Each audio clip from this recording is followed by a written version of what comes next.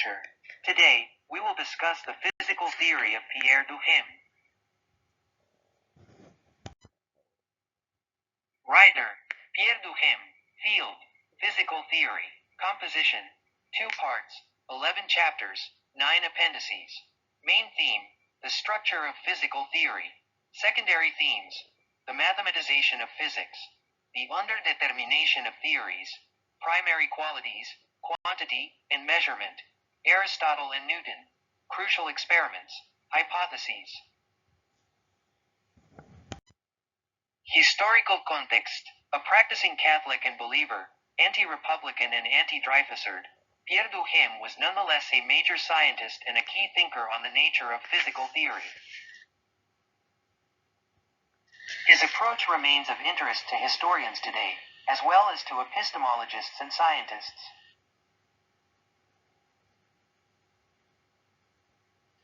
Notably, Duhem put forward the notion of structure in much the same way Ferdinand de Saussure did in linguistics. Since this structural paradigm became dominant among French intellectuals during the 20th century, it is worth noting that Duhem's work had a major influence, even if later authors were more willing to acknowledge their affiliation with Saussure than with him.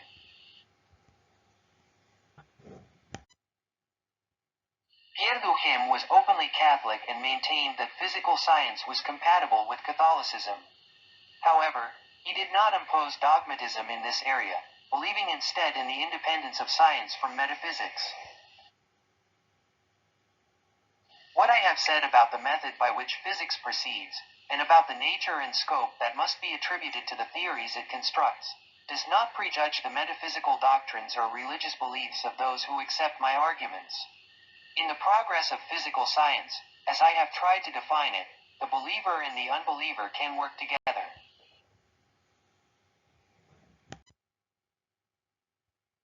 Physical science thus appears autonomous from the ideological beliefs of physicists. Such a conviction can naturally be criticized, particularly by those who consider the complex interplay between religion, ideology, and the unconscious, notably those attentive to Marxist and Freudian discourse.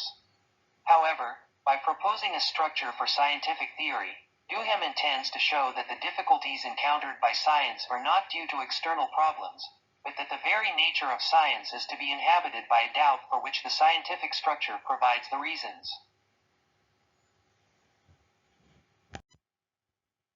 Why read this book today? At a time when many deplore a lack of interest in science among the elite, where business school is often preferred over science, and those who do study science often feel compelled to finish with an MBA, leading to a certain dumbing down of the ruling classes, it is worth asking how a scientific theory actually works. This book serves a dual purpose. It explains how a theory is constructed and allows for more relevant criticism of it. One of the most interesting points is the understanding of experience. We usually distinguish between everyday experience and scientific experimentation, a line Duhem maintains. However, he considers scientific experience to be an interpretation. To experiment is to ask nature a question, a dialogue that may be understood as inquisitorial. In such a dialogue, the questioner is the master and the responder is the servant. While the servant is not deprived of resources, it is not up to them to draw the conclusion. How, then, does one conclude? Duhem tells us we conclude by interpreting. Scientific experimentation is an interpretation. While the term may have religious connotations, Duhem insists on the element of faith inherent in scientific interpretation. To interpret an experiment in physics is to refer to a theoretical whole, an extremely tangled network of interconnected propositions. The problem of the whole and the part is thus clearly posed. In a crucial experiment that fails, what happens? By condemning this system in bloc, by declaring that it is flawed, experience does not tell us where this flaw lies. Is it in the whole or in a part? In the theory as a whole or in a single element? Duhem's structuralism prefigures the central problems of Gestalt theory.